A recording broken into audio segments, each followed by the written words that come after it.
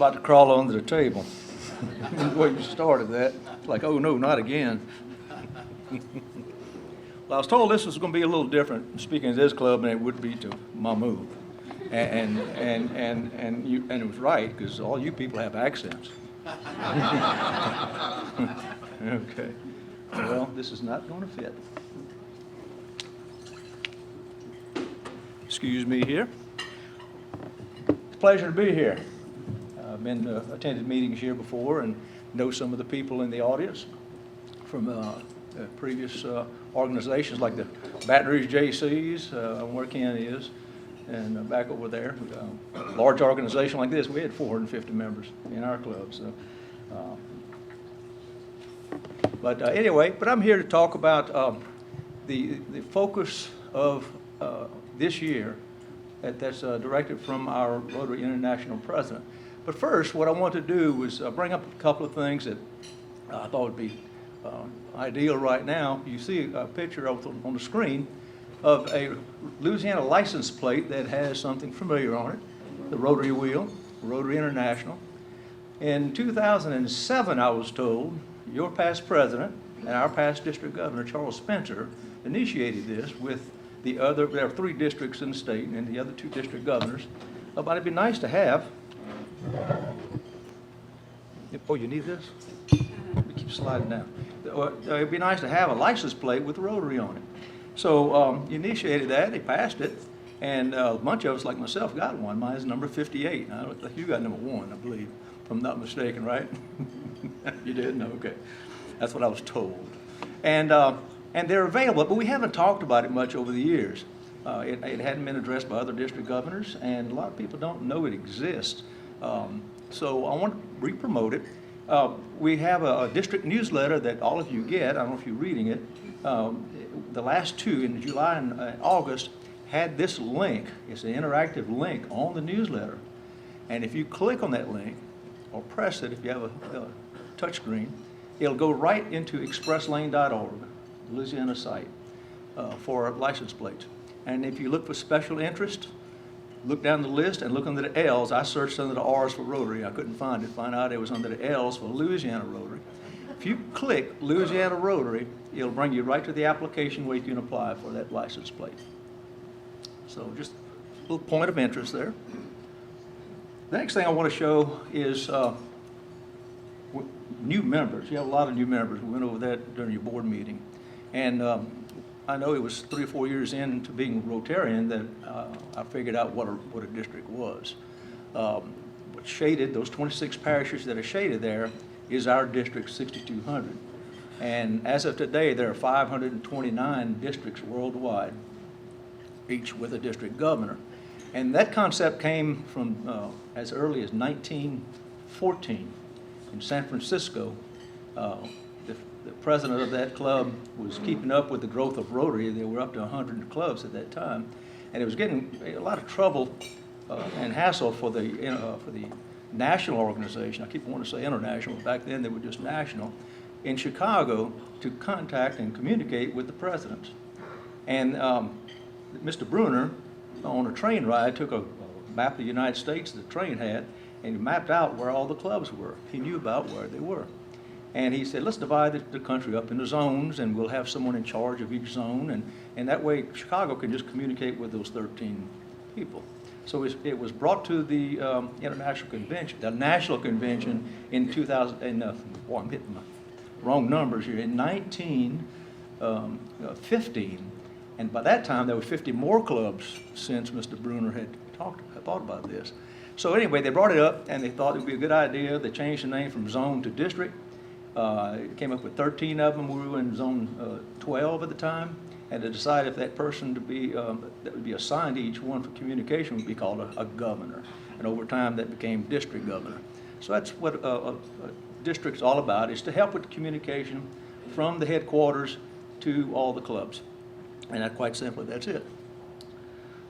And I said there's 529 of those now. Each July 1st, from the international president down to the club president, changes hands to a new person. And July 1st, Gordon McAnally from Scotland became our new president. And each year that theme, is the theme banner in front of me? The little theme goes up here? Well, anyway, you see it up there, Create Hope in the World. He came up with that theme based on his experiences with Rotary. And I have a little short clip.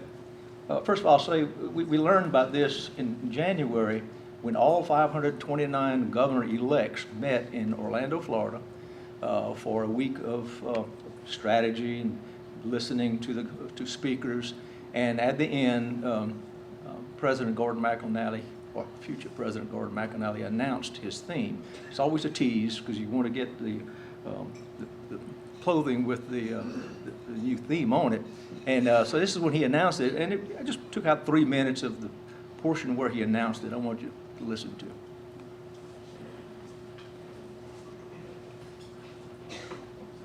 Yeah. There he goes. The middle one? No. Oh, let her do it, okay.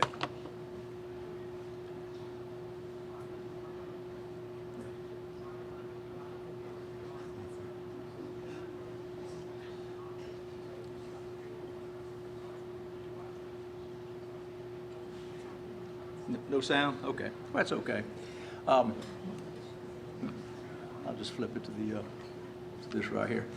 In short, but he's been very involved in Rotary for 40 years, and he was good at going to places where disasters took place, where Rotary was coming in to assist those in need. And in 2004, there was that tsunami many of us remember in the South Pacific. And the tsunami devastated many places down there. Sri Lanka, I know, Thailand, parts of India even got hit. And everyone along the coast just got wiped out. So Rotary had moved in to Thailand and was rebuilding a community, excuse me, and building schools and a little small clinic, more so than a hospital, and building people's homes, and just trying to help the locals out. And there was a woman that he kept running into, and he described her as being very worn looking, very distraught. And he talked to her a little bit, and she said she lost everything. She lost everything. And then a couple of weeks later, he ran into her again and spoke with her, and she said the tsunami took her husband, her daughter, her son, her household, her livelihood, and her will to live. And she just looked that part. But she had a shell, a unique seashell that her family had discovered many years before. It was like a treasure to that family. And somehow she found it after the tsunami. And she wanted to give it to Gordon as a token of appreciation for what Rotary was doing, rebuilding their community. And she told him, "You have given us hope." Now, that was in 2006, but he remembered that in his heart all these years. And now that he's president of Rotary International, he decided to use that as his theme. And if you saw his theme tie, I left mine in Houma, and I'm waiting to go back there so I can pick it up, otherwise I'd have wore it today. But it's a unique tie. So, but anyway, I want to just talk a little bit about the directives. Each president has their own directives of what they want to focus on during that year, and they ask the district governors to pass it on to the club presidents, who hopefully pass it on to the membership. But for this Rotary year, President Gordon is emphasizing the power of continuity, calling for Rotary members to continue the work of past leaders, such as empowering girls, DEI, building peace, and of course, to continue the fight against the polio virus. In the past year, polio cases have emerged in many areas of the world, making it more crucial than ever for Rotary members to lead the fight against this disease. To do that, President Gordon said that Rotary must continue to raise the $50 million per year, each year, to receive the full 2-to-1 matching monies from the Bill and Melinda Gates Foundation, who's been doing this for many years. However, only 1 in 12 members currently gives to the polio eradication campaign, with fewer than 1 in 5 clubs donating each year. President Gordon is asking the club presidents and members to support Rotary's vision of a polio-free world. Now is the time for us to provide every resource necessary to succeed.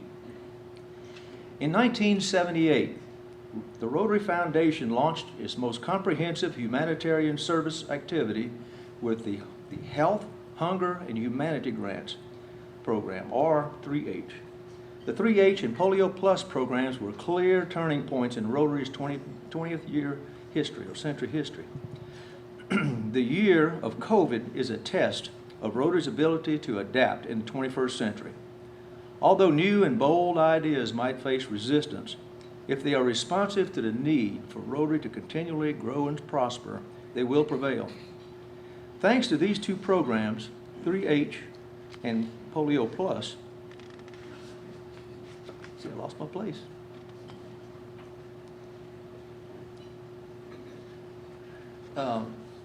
Excuse me. 19 million, thanks to these two programs, 19 million people who would otherwise have been paralyzed are walking today. And Rotary's stature on the global stage has been elevated to a level we never could have dreamed of. If we think about 3H and Polio Plus, they were supported by most Rotary clubs and most members for one reason. They provided opportunities for members to make an impact through service projects. Remember, engaged members stay with Rotary, and through Rotary they can accomplish great things. And the variety of service opportunities to engage members today is even greater than ever before. Whether you want to be a mentor to a local high school, or participate in community projects, or if you want to apply for a grant, there's something really for everyone in Rotary. And you could also create your own service project. New members must be given clear roles right from the beginning. The Rotary Club of Central Ocean in New Jersey implemented a Bring Your Own Project initiative to give new members the immediate ownership of something important to them. That club was able to complete 9 new service projects in the first half of one Rotary year, and thereby engage and retain its newest members. Are we asking our members, especially the new ones, what is your passion? We must strive to have every new member have a positive club experience. Ensuring that people feel welcome and included is crucial for engaging current and future members. In addition to engagement at the club level, fellowships and Rotary action groups connect members across the world who share a passion. And to keep members engaged, we must also encourage them to make full use of the more than 600 courses in over a dozen languages available in the Learning Center. And they can also take the leadership development courses because of Rotary's alliance with Toastmasters. For most companies, COVID has accelerated the adoption of digital technologies by several years, and some things will need to change permanently as we move forward. Today, the role of the club president is so crucial. It is your time to lead and shape a better world as we emerge from this crisis. And if you can engage and retain our greatest asset, our members, we can prepare for a better future. Our goal is to restore hope, to help the world heal from destructive conflicts, and in turn, to help us achieve lasting change for ourselves. This is how Rotary brings lasting change into the world, one restored or newly created hope at a time. Promoting peace is a significant way to bring hope into the world. Rotary members have taken in the last year to support the people of the Ukraine after the invasion by Russia. Rotary has made humanitarian relief a priority, attracting more Ukrainian members in the process. But true relief won't come without peace, not just in the Ukraine, but in Yemen, Afghanistan, Syria, and dozens of other places around the globe. Peace is the soil where hope takes root. In addition, Rotary members should offer hope to those affected by mental health challenges, a crisis intensified by the COVID pandemic. Many people have lost members, many more have found their social networks uprooted, and especially young people have had their educational and developmental paths interrupted. As a result, more people around the world are facing mental health issues, and yet seeking assistance is often perceived as a sign of weakness. But nothing could be further from the truth. Reaching out for help is courageous, and continuing a path of wellness is even more so. Rotary will work to improve mental health services in the next year and beyond and will be known as an organization that takes care of its members as well as the people it serves. Any mental health professional will tell you that when you help others, you essentially help yourself. Rotary helps to create the conditions for peace, opportunity, and a future worth living. By continuing to do what we do best, by remaining open and willing to change, by keeping our focus on building peace in the world and within ourselves, Rotary helps create a more peaceful world, a more hopeful world. It all comes down to the service.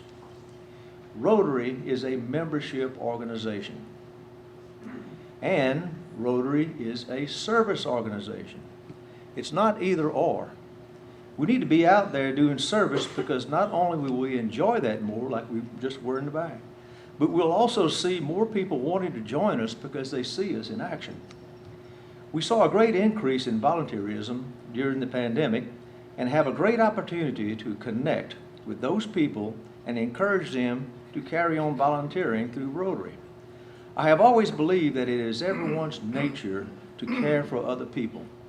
If we can bring that out of people, and if we can build on the spirit of care that we saw during the pandemic, what a wonderful legacy that would be. So now, what does that mean for here? Rotary Club of Baton Rouge. What could we do in this club which would create the impact in our community which we desire? And you do a lot here. You do a lot in the community. Could we improve the participation of current members in our projects while also filling the need for club leadership? You know that not all club members or Rotary members volunteer equally. Most members join Rotary to become involved in our projects and activities. Others may enjoy social events more. Those not very active at all just need a little push and asked what would they like to see done in their club. If their idea is not currently available, then let them take charge and maybe add a valuable component to your club. Allow your club to evolve. Y'all have done a good job of that, but continue. Allow this club to evolve. Don't ever discourage that. Then your club will be poised for a bright future in this ever-changing world. Growing membership can be done from within by encouraging your current members to be active, thus retaining them as opposed to possibly losing them. When former Rotarians were asked why they left their club, it was usually because they felt they didn't fit in. Why do you think that is? Why do you suppose that is? Why did they feel that way? Were they ever asked to be part of a team? Had anyone ever asked them to be part of their team, or were they asked to offer their input? And if they did offer input, were they allowed? Longtime members, such as myself, tend to create a culture of our own within a club because of our experience. A new member may feel too intimidated to offer change. Remove these barriers that resist change. Excuse me. Encourage the newest members to become involved right away. It's all about focusing on our overall objective, and that's to do good deeds in our community and around the world. And when we work together, our collective reach and impact is far greater than anything we could ever achieve alone. The synergy of collaboration with others will produce the outcomes which we strive for and will be passed on to those whom we serve, which will truly accomplish our mission to make their life a bit easier while we help to create a little hope in their world. It's been a pleasure to be with you today. Thank you.